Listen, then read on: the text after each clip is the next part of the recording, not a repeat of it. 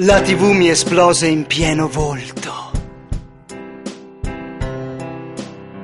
Non ho mai scoperto se quei due tornavano insieme.